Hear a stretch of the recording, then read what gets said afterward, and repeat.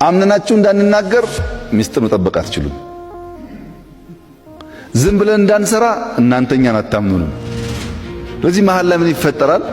የሚዲያ ጨዋታ ይፈጠራል ማለት ነው። ዋናው ግን ህዳሴ እንዳሳካ ነው።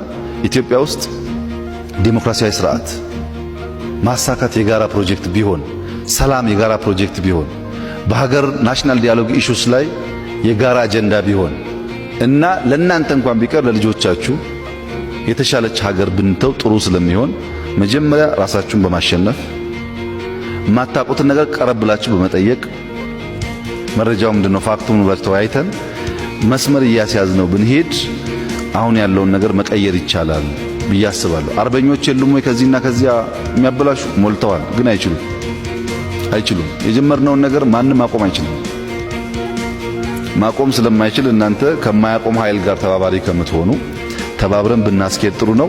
ምናልባት የናሽናል ዲያሎግ አጀንዳ ሲጀመር እንደነዚህ አይነት ጉዳዮችን በውስጥ እየተነሱ እየተወያየን ከሄድን ሞር እየተማመን ሞር እየተግባባን ቢያንስ ሀገራዊ ጉዳይ ተግባብተን በአንዳንድ ጉዳይ ደግሞ ዲፍረንስ እየፈጠርን እንሄድበት መድረክ ይፈጠራል ብዬ ተስፋ አደርጋለሁ።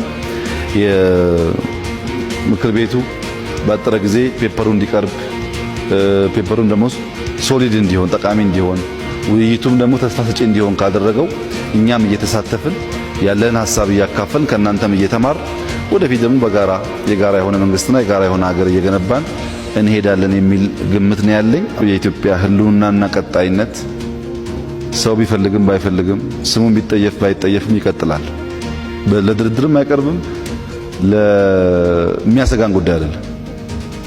ምንፈልጋት ኢትዮጵያ ኦሮሞን የምትወድ የምታከብር፣ አማራ የምትወድ የምታከብር፣ ወላይታ ጉራጌ የምትወድ የምታከብር፣ ሁሉም ኮርተው ሀገሬ የሚሉባት ኢትዮጵያ ለመፍጠር ነው። ይሄ ደግሞ በአዋጅ አይሆንም፣ በጋራ ስራ ይፈልጋል። ብሔሮች፣ ብሔረሰቦች ባህላቸው፣ ቋንቋቸው፣ ማንነታቸው ተከብሮ ትበቃለች ኢትዮጵያ ለሁላችንም። በቅታ ኖራለች፣ ትበቃለች። እሷን እንፈጥራለን። ስሟን መጥራት የሚጠሉ ደግሞ እነሱ ይጠፋሉ፣ ኢትዮጵያ ትቀጥላለች የሚል እምነት ነው ያለኝ በበኩሌ።